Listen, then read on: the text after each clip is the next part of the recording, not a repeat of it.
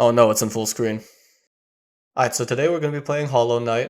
I'm a Minecraft speedrunner, which means I know everything about video games, like the GTA 6 release date. So I've decided to make a 100% accurate tier list of the best video games of 2022.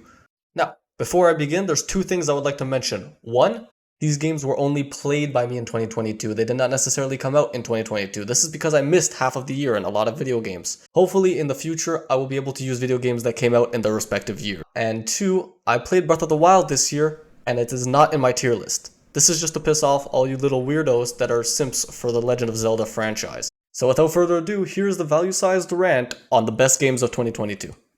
Starting with 10.9, Sonic Frontiers. There are so many stupid mistakes this game does that range from voice acting. Tear down the walls between dimensions. Yeah, okay, sure. How about a little context? Hello? To puzzles that would make rocks look smart. And absolutely game-breaking, impossible to use mechanics which completely destroy the pace of the video game. But they got cute little rock creatures, and the side quest maps are actually really fun, so 10.9. 10.8, however, is Overwatch 2. 10.7. Trap Queen, Betty Wap.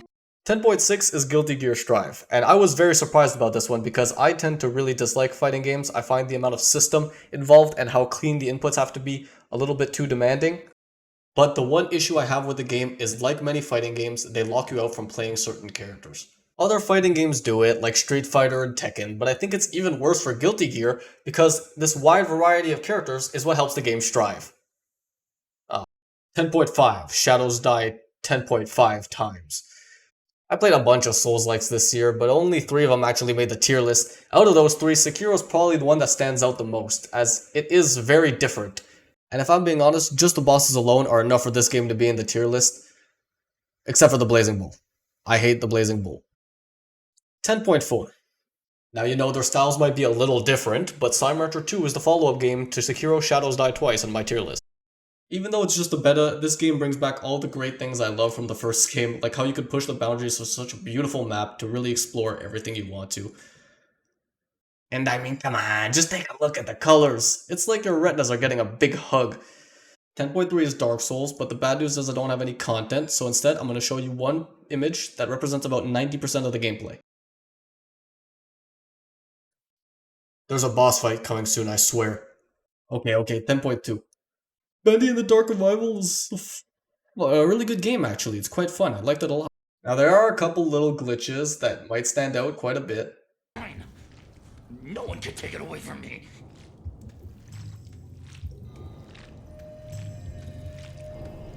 Is anyone listening back there? But the biggest issue I have is that they played it too safe. Compared to the first game, it just wasn't that original, and a lot of assets were reused. Alright, 10.1. Now we're talking. Subnautica Below Zero is an absolutely amazing game. The thing that it does best by far is merge the world of architects and aliens with the world that we know as humans. This is something that almost no other video game can do as well as Subnautica Below Zero has. And I'm sorry, but I have to speak about the ending, so please skip to this timestamp if you want to avoid spoilers. This, what you're seeing right here, this is why I play video games. Alright, now that all the rookie games are out of the way, let's talk about the real big boys. Super Mario Odyssey. I mean, come on, did you ever think you're going to be playing volleyball while playing Mario? I mean, you probably already have, because the game is really old. I'm actually late to the party. Each world and kingdom in this game has its own set of secret areas with secrets in them. And on top of that, the game is absolutely mesmerizing. I mean, just look at the colors of the Luncheon Kingdom. It's like your irises are getting a big hug. Wait. Honestly, if you've seen or heard of Super Mario Odyssey and haven't played it yet, you're missing out on something big. And finally, Game of the Year. No, literally, Game of the Year.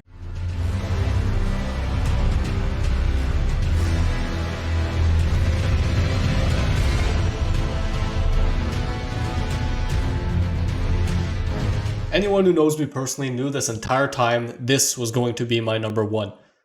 Everything in this video game is absolutely perfected and is blooming with originality. I mean, just take a look at this boss fight. She turns into the moon. How many other video games do you know that do that? This truly is the video game like no other, and if it is Game of the Year, it is because it 100% deserves it. Not Super Mario Odyssey, not Subnautica Below Zero, and definitely not Breath of the Wild. Happy New Year, everyone.